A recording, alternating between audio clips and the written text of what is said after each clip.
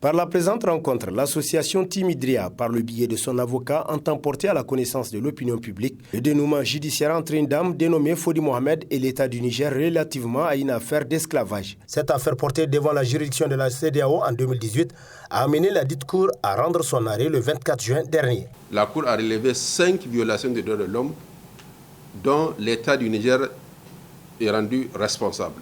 La cour a noté, et ça c'est très important pour nous, la cour a noté que du fait, ça j'ai lu une disposition de l'arrêt, du fait de la négligence, de la lenteur, de la passivité, de l'abstention des autorités judiciaires nigériennes qui frisent la tolérance de cette pratique, la Cour estime que l'État du Niger est responsable de toute forme de violation des droits de l'homme, de la requérante et de ses enfants, fondée sur l'esclavage. La deuxième violation des droits de l'homme, c'est le droit à être jugé dans un délai raisonnable. La Cour a conclu, il apparaît que l'objectif de la célérité est bien ancré dans le Code de procédure pénale nigérien qui a aménagé les mesures appropriées pour y parvenir. La Cour note cependant qu'aucune des possibilités offertes par la loi n'a été mise en œuvre par les autorités compétentes nigériennes pour accélérer l'instruction des plaintes de Fodi. La Cour a dit également que l'État du Niger a violé le droit à un procès équitable. Il y a également la quatrième violation que la Cour de justice de la CEDEAO a relevée, c'est la discrimination fondée sur le sexe et l'origine sociale.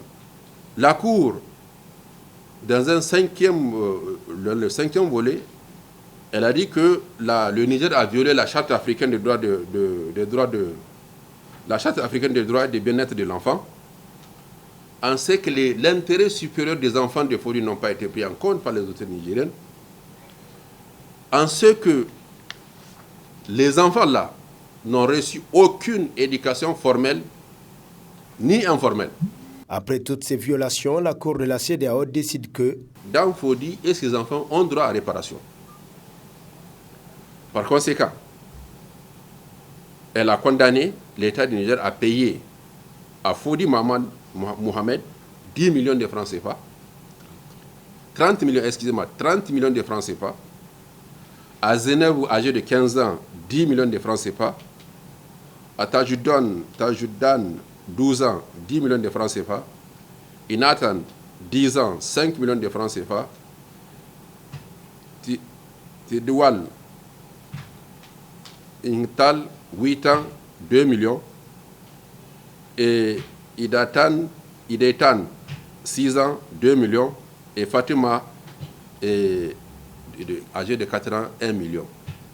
Donc l'État du Niger globalement a été condamné à payer à Dame Fodi et ses enfants 60 millions de francs CFA à titre de réparation de dommages intérêts. La Cour a donné un délai de 6 mois à l'État du Niger pour lui produire un rapport. À noter que cela fait la deuxième fois que l'État du Niger est condamné dans ce genre de procès.